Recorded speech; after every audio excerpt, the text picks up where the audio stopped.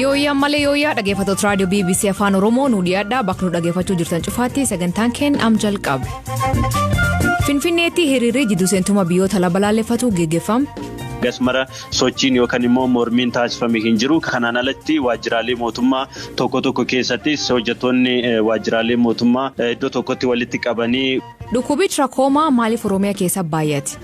Aanaa tokko yoo fudhanne bakka waan itti dhugee jiraatu itti rakkatu fuulatti miidhachuudhaaf immoo deedikeetiin godhu jechuudha. Sa'a 5 sa'a 6 deemanii bishaan fidatanii dhuguuf ittiin jiraachuuf fayyadamu malee. UN'if Ameerikaan hojjettoota deeggarsa namoomaaf eegumsi akka godhamuuf gaafatan oduu biraalee qabadee dhiyaadhaa. Aan asli galgalooti nu waliin tura.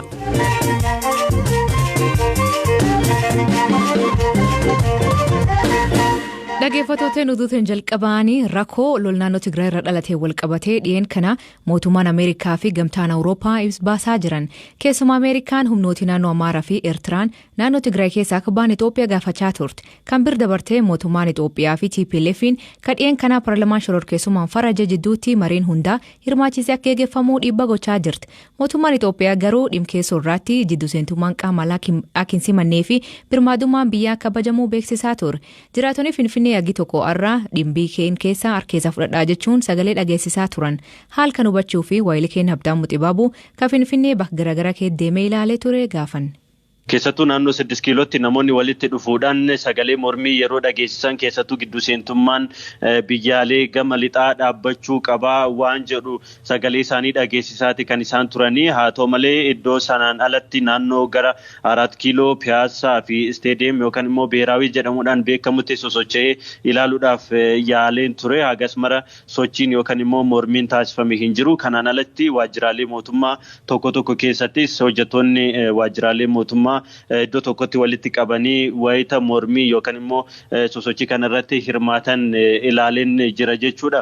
Gama biraatiin immoo sosochiin yookaan immoo gareen hiriira yookaan mormii guyyaa har'aa kana qindeesse har'a imbaasiiwwan biyyaalee garaagaraa magaalaa Finfinnee keessatti argamaniif xalayaa galchuudhaaf yaadanii akka ture. Haa ta'u malee imbaasiiwwan kunneen cufamuu isaaniitiin xalayaa galchuu akka hin dandeenye simaniiti kan isaan jiranii. Xalayaan kunis gidduu seentummaan biyyaa biroo yaa dhaabbatu dhimma keessoo Itoophiyaa keessa seenuun yaa dhaabbatu kan jedhu qabiyyee akkasii kan qabu akka ta'ee fi dhaabbileen amantaa dhaabbileen siyaasaa akkasumas immoo waldaaleen siivilii kan irratti mallatteessan akka ta'edha kan himame jechuudha.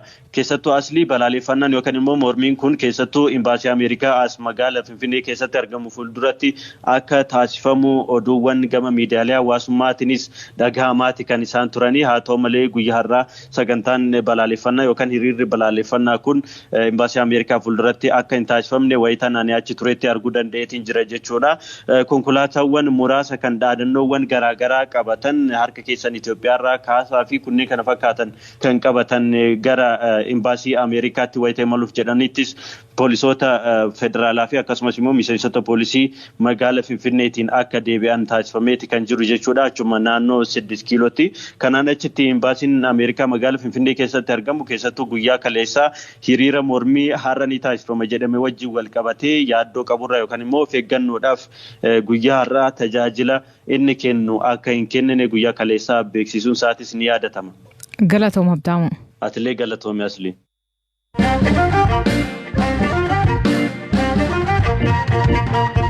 Naannoo Oromiyaa keessatti dhukkubiin nam jaamsuu yookiin bal'anam godhuu kan Tiraakoomaan beekamu haala nammaachuu dhaabbilee miti mootummaa himan. Dhaabbatni Fred Hollows Foundationitti gorsa dhukkuboota tropikaala akka ta'e obbo Daamxoo yaadataa dhukkubi kun xiyyeeffannoo gahaa dhabuu fi hagammaa balleessuun isa turuu hima. Dhukkubi humnaanii maalirra dhufaan ibsu jalqaba. Tiraakoomaan dhukkuba baakteeriyaatiin dhufuudha. Yesoon qulqullinni naannoo kana wal qabatee rakkoo jiru hanqinaaleen bal'aa waan jiruuf tisiisni walormii baay'atanii baakteeriyaa kana namarraa namatti daddabarsu dhukkuba sadarkaa qaroo dhabummaan yookaan jaamummaarraan qaqqabsiisuun gahaa jechuudha. Kanaafuu kun dhukkubnamee ofirraa ittisuu danda'u jechuudha. Ittisuu qofaa miti dhukkuba kana dhabamsiisuun illee hin danda'ama jechuudha. Afrikaa Afrikaa keessa biyyoonni inni guddoo itti baay'ate Itoophiyaan keessaa tokko jedhan kun maaliif akkan ta'e? Itoophiyaan akkuma beekamu tajaajilli bu'uuraa baay'ee duubatti hafaadha. Akkuma sanallee Oromiyaa keessatti bal'atee mul'ata. Mana fincaanii qoratanii itti fayyadamuun hubannoon hawaasni qabullee baay'ee gadi bu'aadha. Inni kun bu'uurumarraa rakkoo kana babal'iseera jechuudha. Akkamiin yaalamuu danda'a dhukkubichi? Yoo namni baakteeriyaa kanaan faalamee adda baasanii ija isaa ilaalanii jechuudha. Qola ijaa isaa ilaalu achirratti mallattoo agarsiisu jira faalamuu isaatiif. Sanaaf qoricha kennamaa jechuudha. Yoo sadarkaa sanarra darbee namoonni umuriin isaanii 15 fi isaa ol ta'an yeroo baay'ee kan irratti mul'atu immoo qolli ijaa baalleen ijaa keessatti gadi garagaltee kan waraantu taate immoo baqaqsanii yaaluu salphaadha. Dhukkubii kun agam hamaa Oromiyaa keessatti? Baay'ina aanaalee kanaaf saaxilamanii Oromiyaa keessa jiranitti of danda'e aanaalee 336 keessa dhibbentaa 90 kan ta'an aanaaleen dhukkuba kanaaf saaxilamanii jiru jechuudha. Bakka baay'eetti babal'achaaf gara deebi'ee dhufaa jira waan ta'eef jechuudha. Amma naannoo Finfinnee magaalaa guddaa kaapitaal Finfinnee jennu sanatti amma bal'inaan kan hojjechaa jirru kun immoo sadarkaa dhumarra jiru agarsiisa. Magaalaa qulqullinnis kan dhuunfaa ta'ee kan naannoo amma akka deebi'ee babal'achaa jiru agarsiisaa jechuudha. Biiroo Fayyaa Oromiyaatti qindeessa sagantaa dhukkuboota tirooppikaalaa xiyyeeffannoo barbaadanii kan taa'e obbo Hirphaa Mi'eechaa dhukkubichi sadarkaan faca'insisaa wala caalu malee waliigalaatti aanaalee 318 keessatti argamaa jedha. Obbo Hirphaan naannoon Oromiyaa waggaa 5 dabran sagantaa dhukkuba kanaa eegaluu hima. Haa ta'u malee yeroo gabaabduu kan keessatti waan baay'ee hojjechuu ibsa. Riivaalensiin tiraakooma dur kan sadarkaa namarraa namatti daddarbu daa'imman keessumaa umriin isaanii waggaa 1 hanga waggaa 9tti argaman irratti bal'inaan Oromiyaa keessatti naannoo daa'imman 100 keessaa daa'imman 50 irratti godinaalee faanaaleen irratti argamuun ture. Ammaan tana garuu daraan sirriitti gadi xiqqaachaa jiraachuu. Kana yoo jennu garuu nama hunda biratti rakkoon kun hin jiru jechuudha miti. Akkuma jedhame iddoon bakka dur turerraa xiqqootti dabales ni jira jechuudha. Kan Itoophiyaa kun maaf akka yeroo fudhata dhabamsiisuuf? Sagantaa kanarratti namoonni leenji'an sadarkaa adda addaatti leenji'amanii ramaddiin kennamee fi kan hojjechuu jalqaban akka lakkoofsa faranjiitti bara 2013 jechuudha. Lammata immoo hanqinni qabeenyaas hin ture jechuudha. Amma akka naannoo Oromiyaatti dhukkubi kuniin yoom dhabamsiisuu danda'a jettanii yaaddan? Almost muuxannoo horannee irraa sirratti. Dhibee kana hanga bara 2030 sanatti Oromiyaa keessaa dhabamsiisuu dandeenyaadha.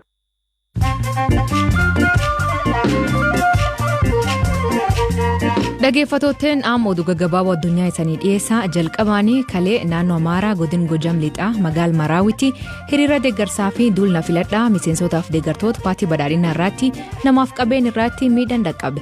Paartiin sochii biyyaalessa Amaaraa ibsa baaseen barattoota karaa nagaatiin sagalee isaanii dhageessifachaa turan irratti tarkaanfii qaamolee nageenya fudhataniin lubbuun baduu fi miidhaan qaama dhaqqabuu beeksise. Lol guyyaa 11 booda Israa'eliif Palestiinaan waraan dhaaban loli kuniin lubbuu nama 249 galaafatee hedduu madeesse. Namoonni du'an kuniin harka caalan Gaazaa. Ameerikaan adeemsa Suudaaniin galmee biyyoota shororkeessitoota deeggaranii jedhan keessaa akka baatu gochuu xumure. Suudaan taree biyyoota shororkeessitoota deeggaranii keessaa akka baatuu fi waliigalteen kaga'ame muddee dabre keessa yoo ta'u maqaan biyyattii roobi dabre ifaatti bilis ta'e. Pakistaanitti hiriirri deeggarsa Palestiinaatti boombii dhukaa'ee namni jadu'ee 14 madaa'uu miidiyaaleen biyya keessa gabaasan. Agammaa qaamii haleela kanaaf itti gaafatamummaa fudhatin jiru. Pakistaan lol deemaa turee fi Israa'el balaaleffachaa turte. Jaappaanitti shufeeriin baabura haalaan saffisu keessa baa'uun manficaanii deemee adaabamuuf.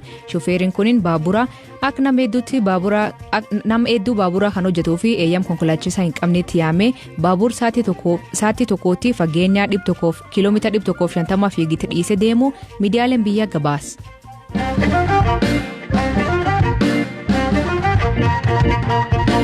Paartiileen siyaasaa akka Koongireesii Federaalaa Oromoo, Adda Bilisummaa Oromoo fi Adda Bilis Baasaa Ogaaden kalee adeemsa filannoo fi haalli yeroo Itoophiyaan keessa jirirraatti hawaasa dippiloomaatiikii waliin marii taasisan. Marii Imbaasii United Kingdom Finfinnee jiruutti geggeeffamirratti kan argame miseensi koree hojii raawwachiistuu Adda Bilis Baasaa Ogaaden fi itti gaafatamaa damee Finfinnee obbo Ahmed Muhammed maal akka ture BBC akkasitti. የፖለቲካ ፓርቲዎች ስላላቸው ስለ አገሪቱ ሁኔታ እና ስለሳ ማል keessa akka jiran haala biyyattiin keessa jirtuu fi waa'ee adeemsa filannoo irratti ture nuti gama keenyaan itti gaafatamummaan isaa boordii filannoo harka akka jiru agarsiifneerra abdii sin kutanne wantoonni sirreeffamuu qaban sirreeffamnaan filannoo irratti ni hirmaanna jennee amanna guyyaan filannoo murtaa'ee baay'ee dhiyaatus yoomiyyuu abdii kutuun gaarii miti yeroon qabame kun numaani ammas dabalataan dheeressuullee ni dandeenya filannoo yaa geggeessinuu wanta dogoggorame ammoo yaa sirreessinu jennee waliigallaan gaariidha kanaaf sa'aatii 24 keessatti yuutaanaan waan hedduu sirreessuun ni danda'ama waan ta'eef abdii kutuu dhiisuu wayya sirreeffamuu baannaan garuu filannoo bu'aan isaa dursee beekame irratti eenyutu hirmaata yoo hirmaates maal buufata wantoonni hedduu kan sirreeffaman akkuma jiran wantoonni hedduu dogoggoramanis ni jiru jennee amanna hudhaalee baay'ee obsumaan darbaa turre galmee kaadhimamtootaa fi filattootaa irratti obsa guddaadhaan qaama dhimmi ilaalu wajjin dubbachaa as geenye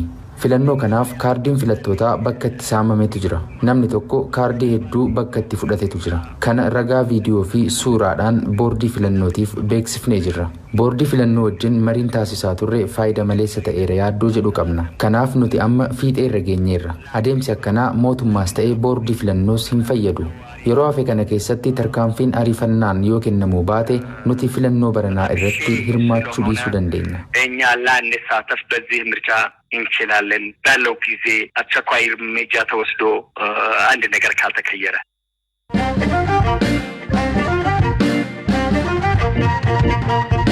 barkan keessaa Itoophiyaatti hojjettoonni gargaarsa namooma sagalajjeeffamuu ibsi Ameerikaa fi dhaabbanni mootummaa gamtoomanii baasan mul'is akkamii fi eessatti akka du'an ibsi qaamoleen kunneen baasan Waayilikeen Hirpha Gammachuu isa hubachiis. Ajjeechaan kun naannolee Tigraay fi Beenishaangul Gumuzitti raawwatamanis jedheera. Itoophiyaatti qindeessituun deeggarsa namoomaa dhaabbatichaa Dr. Kaatrin Soozii ibsa baasaniin ajjeechaa raawwate balaaleffataniiru.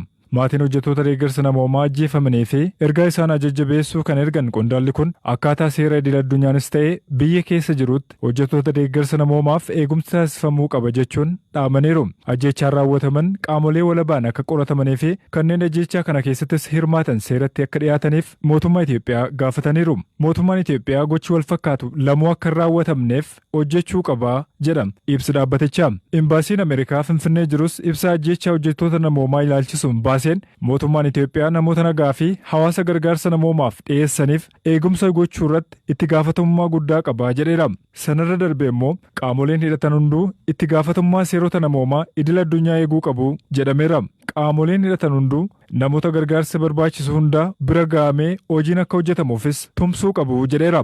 Qaamoleen hunduu gargaarsa namoomaa danqaa tokko malee osoo walirraa hin citiin karaa naga qabeessa ta'een qaqqabuu haala danda'uun hojjechuu qabu jedha. Ibsi mootummaa United States sadaasa bara 2020 irraa kaasee hojjettoonni gargaarsa namoomaa 7 naannoo Tigraay keessatti qofaa kan ajjeefaman yoo ta'u namni dabalataa tokkos kutaa biyyattii keessatti du'eera. Akka ibsa kanaatti hundi isaanii kan ajjeefaman namoota gargaarsa fedhii fi hojii lubbuu baraaruu wayita raawwachaa turanittidha. Ajjeechaan hojjettoota gargaarsa namoomaa cimsinee balaaleffannaas jedheera. Ibsi kunin dhaabbachuu qaba. Warri kana raawwatanis seeratti dhiyaachuu qabu jedheera. Taateen dhiyeenya kana raawwateen hojjetaan dhaabbata USAID Tigraay naannoo qollaa Tambeenitti gaafa eebila 28 bara 2021 loltoota Eertiraa fi Itiyoophiyaatiin ajjeefamuu ibsi kun eeree jira.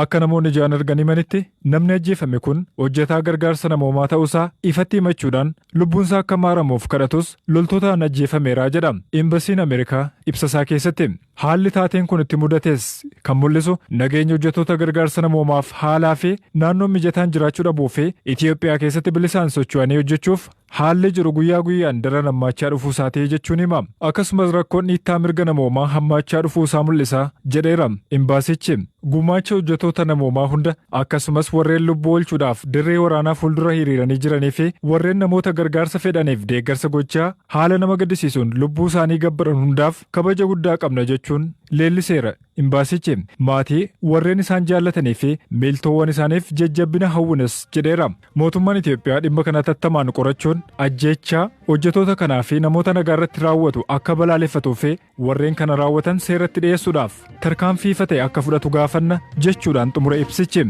Dhaggeeffattootteen sagantaan irraa aganumaa torbaan guutuu nu eeggatanii dhaggeeffachuu keessaniif ulfaadha isiniin jedha.